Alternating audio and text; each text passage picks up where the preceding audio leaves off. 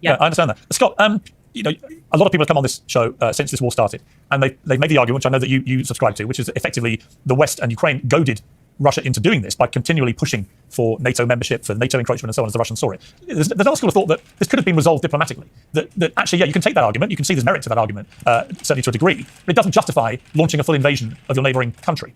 Would you accept that the invasion itself didn't actually have to happen? One thing that is interesting to me is I feel like people will do this thing where you have standards for one side and not for the other.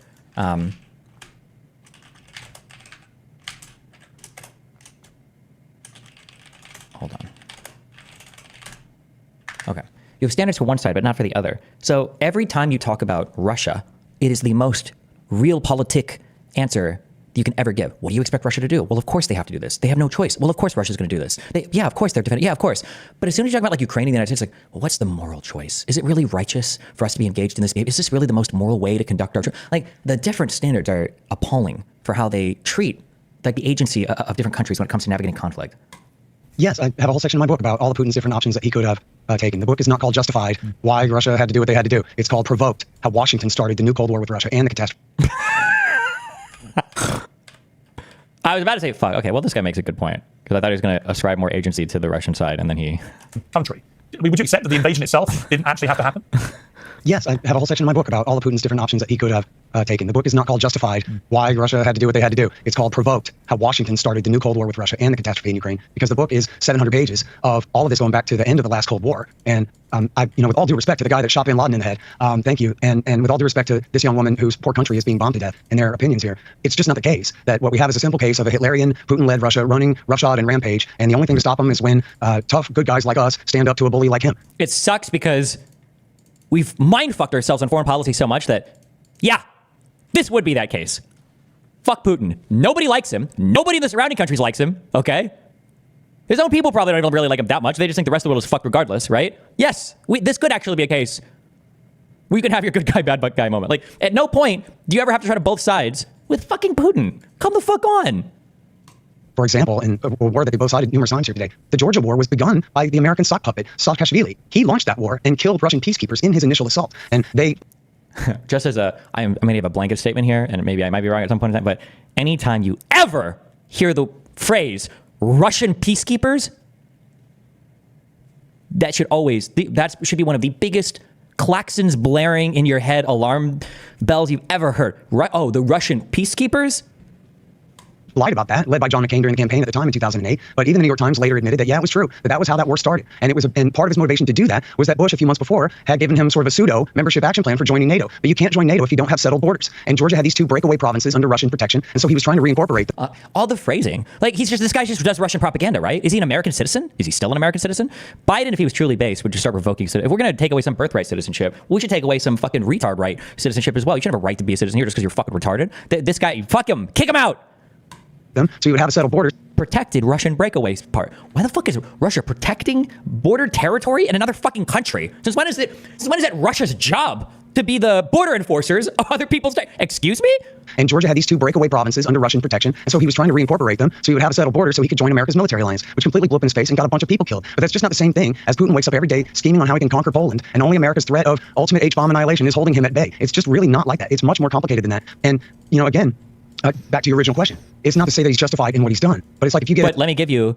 It's not... Oh, what's he about to say? It's not to say that he's justified in what he's done, but if you were to corner a scared cat, and if you were to do all these horrible, evil things, and you were to pressure and bully and tell somebody that you're going to destroy their country, what do you expect them to do? In a bar fight, and you're shoving a guy with a knife in his pocket, and he stabs you, that doesn't justify you shoving him, doesn't justify him stabbing you, but also you were shoving a guy with a knife in his pocket, and don't pretend like he just woke up this morning looking to pick a fight with you. And one more thing here, a great example, and then I'll leave it, is the status quo in Crimea held from 1991 all the way through 2014. What changed was that... Oh, and what changed was that when the leader was thrown out, the citizens of Crimea, who, by the way, were already all ethnically Russian, and they all supported Russia anyway. Like, they did a poll already multiple times. 98% of people wanted to defect to Russia anyway. And then when Russia came in to protect the people there that were being murdered by the Ukrainian army, they did another vote, and 127% of people, I think, voted to join Russia. So Russia was just protecting the people there. They just wanted Sebastopol. They didn't even want all of Crimea, but they had to protect the ethnically Russian citizens that were there that needed protection from the murderous Azov, neo-Nazi Ukrainians. And there was a controversy over it. So extremely important Russian naval base there at Sevastopol and the rest of this. It was in controversy since independence. But the status quo held until the Barack Obama government overthrew the government of Ukraine for the second time in 10 years.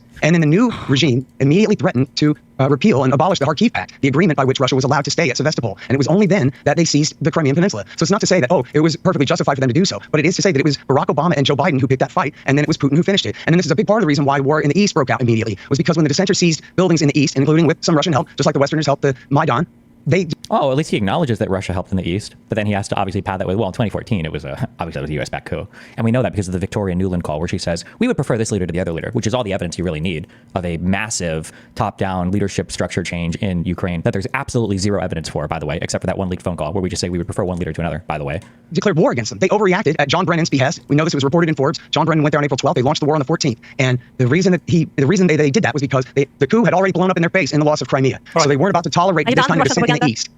It's not Russian propaganda. I'm a Texan. I don't even read Russian or know what the Russians say about this stuff. This is the history of the world. I speak Russian. That's my. That's yes. fine. Listen, can I please interject with that? Well, let me just say right here. Anytime anyone contradicts the party line on this, that's all. All they're going to say is, it's Russian propaganda. And that's such a tired talking point, okay? Fuck, I wish I could do a Russian fucking fake. Anyone ever says is that this is Russian propaganda, but that's just a bunch of crap. Because it is. They're plagiarizing me, you repeated it in and I'm just English. speaking the truth. I get money or not. Russia's plagiarizing you? Little bro, you're not on the team. You're not on their team, bro. You're not on the team. Give me a break, lady. At least they pay See, you. that really is all you have, because you can't contradict any of my facts, so you have to come up with it. Well, let her speak for like 2 seconds. Everything you said. I The reality is, participated in my no one in America cares about Russia at all, lady. Nobody in America cares about Russia. Back in the... How old is this guy? Because he looks like he's older than 22. Nobody in the United States cares about Russia? Do you remember who was the Cold War between? It was the Soviet Union and who else? the days of communism, there were communists. Can I please have a word? This person talked quite a bit. We had given him a rooper to repeat Russian talking points and lies, blatant lies. So, okay, well, Scott, let Anna just respond to what you were saying, Scott. All this bullshit was said, so it's kind of difficult to counter everything. Basically, it was not a coup. It was a revolution that millions of people participated in. Crucial error. Massive crucial error.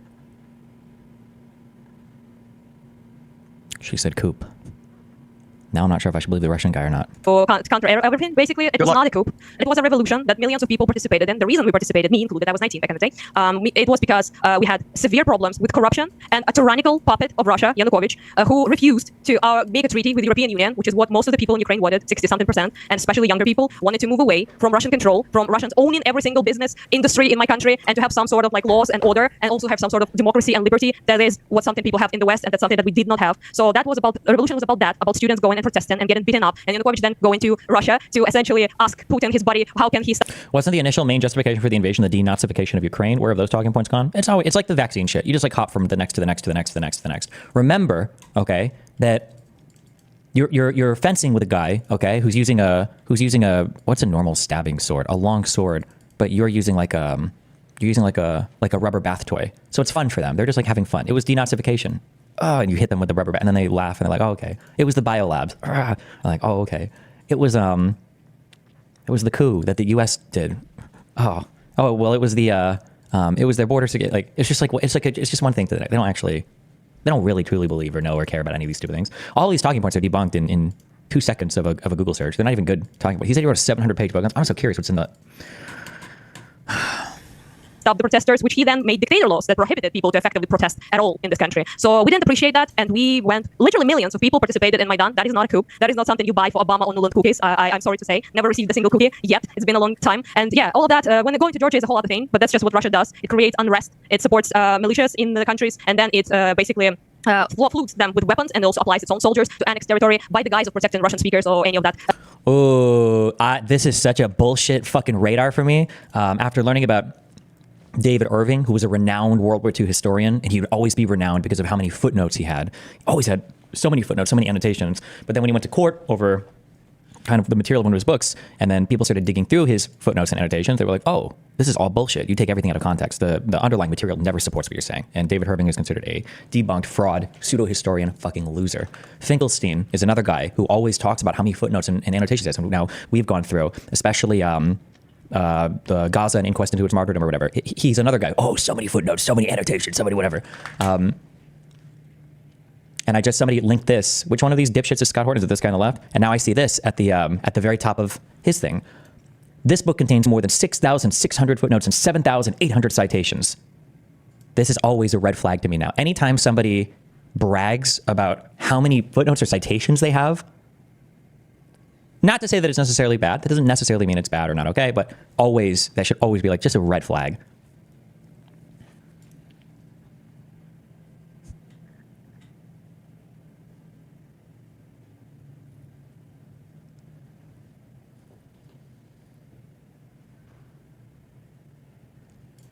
Scott is a master, I believe Scott is the name, right, here, but I am a Russian speaker from Eastern Ukraine. It's about as east as it gets in Kharkiv, and I didn't require their protection. I was never prosecuted. What they did is that they attacked us on the. I remember Destiny Prompts to go over at Finkel's book citation. What do you mean we did? We went over quite a few of them. Well, quite a few, at least like 10 of them.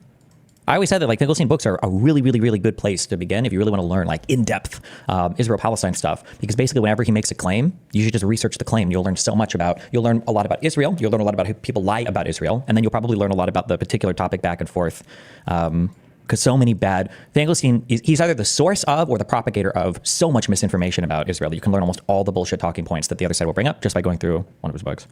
The guise of protecting Russian speakers that will never prosecute it in this country because half of us literally are Russian speakers. We have been Russified back in the day by Russian Empire. So yeah, this war is about not about you. I'm sad to say some things are not about America. This war is about our very long time, centuries-long oppressor trying to thrust us back under their control. And we didn't want that. People in Georgia don't want that, if you can see it by now, currently, by the revolution and the protests going on in the country. Exactly for the same reason, because their corrupt Russian puppet government refused the people's will to be part of Europe. So it was never about NATO because we never discussed joining NATO until Russian invasion. It was never even a conversation in Ukraine about joining NATO. So thanks for the lies, obviously. Also, yeah, they do have borders with NATO right now, and they had them before. Now it's even bigger. It doubled because Finland, in fear of Russia, joined NATO. That's why people join NATO, because they want protection from Russian aggression. Okay, thank you, Anna. Rob, you've been waiting patiently. It's interesting. I mean, I find with these debates, I learn a lot, but I'm not entirely sure where the truth lies, having just heard two very different versions of the history here. What would you like to say? Well, I mean, what I would say is, obviously, Anna has more experience than me. She lives there. She's lost family members. And having seen war... Somebody meant, a lot of people emailed me after that. I read that one email saying that we just need slogans. And I try to think of like punchy questions. It's so hard to have punchy questions because usually questions are just an invitation for the other side to just ramble on some bullshit. But like I feel like for Trump, like, where is Pence? Why aren't you running with Pence again? I feel like it's a good question that he should be forced to answer without being allowed to ramble. For this talking point, like, I feel like the question is, right, okay, Russia's afraid of NATO. It's the fear of NATO. Oh, it's the fear of NATO expansion. Why is it that after the Soviet Union broke up in 91, where are all of these countries begging to go back to Russia? Why aren't they? Why wouldn't you want to join, like, the massive state with a huge economy? Like, why wouldn't you want to go back to, what happened there? Why would they not want to do that? What's going on there, man? What's going on there? Or firsthand, I know that most people don't want to be at war. Most people are trying to get on with their lives, and unfortunately, there are bad people that force this stuff. And my heart goes out to them too. And I'm definitely going to buy Scott's book after this. I'm actually sitting here on this panel learning a lot, and I'm open-minded about stuff because I used to be America apple pie and we're the greatest in the world. But I've seen stuff that we've done.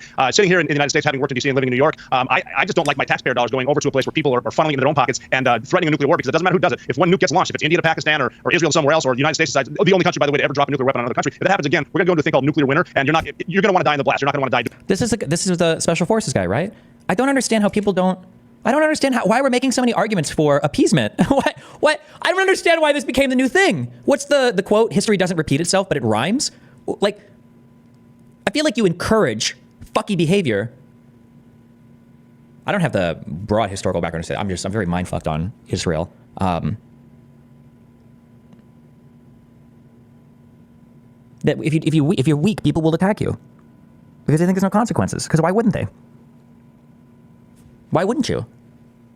What are you, stupid? What, you think the U.S. is actually going to nuke you or attack you? Like, the fear has to be there. It's mad, not sad. Mutually assured destruction, not singularly assured or unilaterally assured destruction. Like, what's your best advice for researching something like this? More importantly, what's your favorite sauce to dip chicken tenders in? What's your favorite advice for, I don't even know, bro. I'm not sure. You just have to reach it and have a good mind to pick out what's true and what's false. Just do that, and then you're good. Boom. I like spicy sauces. I think the buffalo sauce from McDonald's is an almost perfect sauce, okay? That's a good sauce. Doing that. My interest is in getting corrupt politics out. Well, first here, hopefully it starts in January, and then maybe it can spread somewhere else. You're never going to get rid of corrupt politicians because narcissists are they just go there. Washington's full of them. I've been there, I've seen them. Obviously, Vladimir Putin's a horrible person. I don't like Volodymyr Zelensky either. I'm tired of seeing innocent people get killed for other people getting rich. Like, it's uttered in the same breath. It's uttered in the same breath. Like, sure, Putin's bad. I mean, Zelensky though, Jesus, right? Like, yeah. I mean, yeah, Hitler's bad. But George Bush, yeah. Mussolini's not the greatest, but Obama, Libya, hello? Like, it's like in the same breath. Like, obviously, Vladimir Putin's a horrible person. I don't like Volodymyr Zelensky either. I'm tired of seeing innocent people get killed for other people getting rich because that's what happens. Oh, innocent people getting killed for other people getting rich. Oh, it's all the bullshit talking points that come out to play. All of them, all at the same time. I'm tired of seeing soldiers who don't want to be there, both Ukraine and Russia, fighting in trenches like they did in World War I and getting hit with suicide drones, which is the way of the future, almost to the point where we're going to stop. Who invaded?